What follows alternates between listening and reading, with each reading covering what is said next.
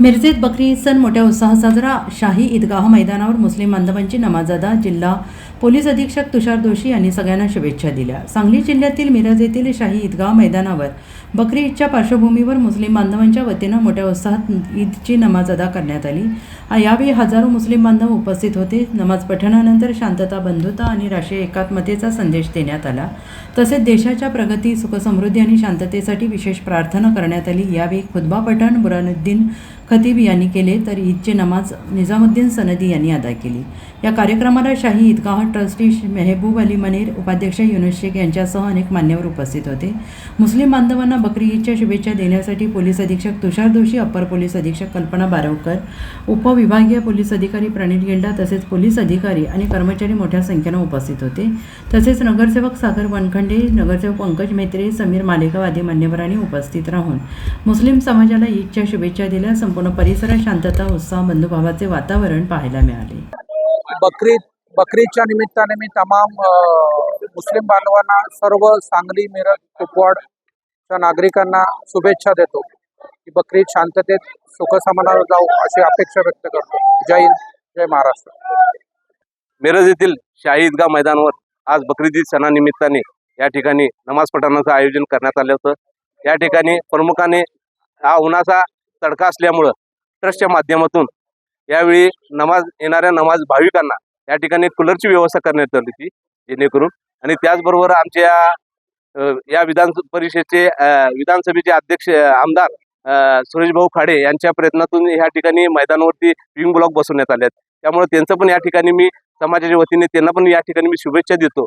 त्याचबरोबर आजपर्यंत आपण बघितलं तर ईदगाहवर तर थोडी आपण या ठिकाणी यशस्वी रीतीने चांगली वाटचाल करत आहे. तर भविष्यात ह्याच्यापेक्षा पण चांगली सुविधा या ठिकाणी ट्रस्टच्या वतीने देण्याचा प्रयत्न आम्ही सर्वजणी मिळून करणार आहोत. त्यामुळं येणाऱ्या भविष्य काळामध्ये याचा मैदानचा पूर्ण कायापालट होईल. त्याच ठिकाणी सर्वजणी आलेल्या नमाज पढ़ण्यासाठी आलेल्या सर्व लोकांचं मी या ट्रस्टच्या वतीने हार्दिक आभार मानतो.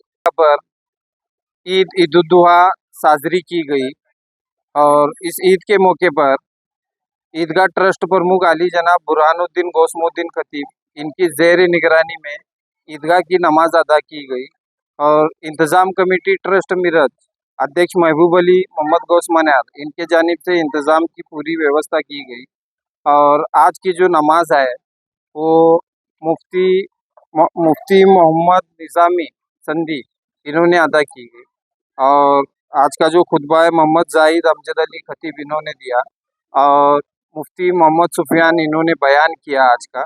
और खतीब साहब ने आज ये पैगाम दिया लोगों को कि आज ईद है और ईद का जो मौका है वो खुशी का मौका है.